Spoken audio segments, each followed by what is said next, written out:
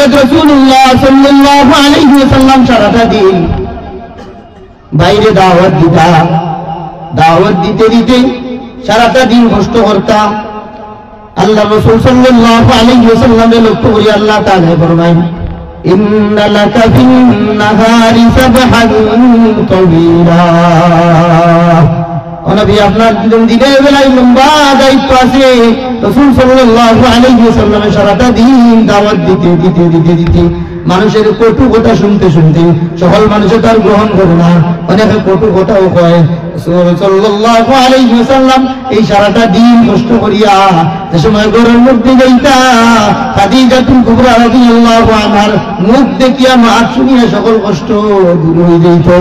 সুবহানাল্লাহ। ঘরে গিয়ে খালি টুকি দিলা, খাদিজাতুল কুবরা রাদিয়াল্লাহু আনহা দরজা খুলিয়া দিলা।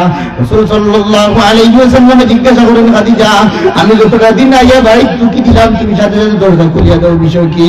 খাদিজাতুল কুবরা রাদিয়াল্লাহু আনহা ফরমায়, ও আল্লাহর নবী, আমি জানি আপনি যে সারাটা দিন দাওয়াত দেন, মানুষ আপনার সাথে ভালো ব্যবহার করতো নাই, আপনার কষ্ট দিব। এখন আমি চাই আমার বাড়িতে ইয়া সম্পর্কে আপনি আরামটা করুক। বাড়িতে ইয়া যদি আমারও ডাকতে আপনি এই জায়গার মধ্যে দাঁড়াইয়া কষ্ট করেন, তাহলে আমার মনে মানে না। ও নবী, আমি দরজার খান্দা তুবাইয়া থাকি, কোন সময় আমার প্রাণের সামনে এইবার আমি দরজা খুলিয়া দিব। নবীজি সাল্লাল্লাহু আলাইহি ওয়াসাল্লাম ফরমায়, ওয়া খায়রু মাতা'আদ দুনিয়া আল মারআতুস সালিহা। দুনিয়ার উপকারের সবচেয়ে বেশি উপকারী বস্তুটা হইল একজন নেককার মহিলা।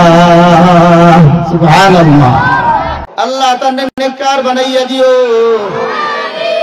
আল্লাহ তাআলা লম্বা হায়াত দিও, আল্লাহ স্ত্রীগুলোরে নামাজি বানাইয়া দিও, আল্লাহ সবাইরে নেককার সন্তান দিও, ইয়া আল্লাহ সবাইরে অনুগত সন্তান দিও।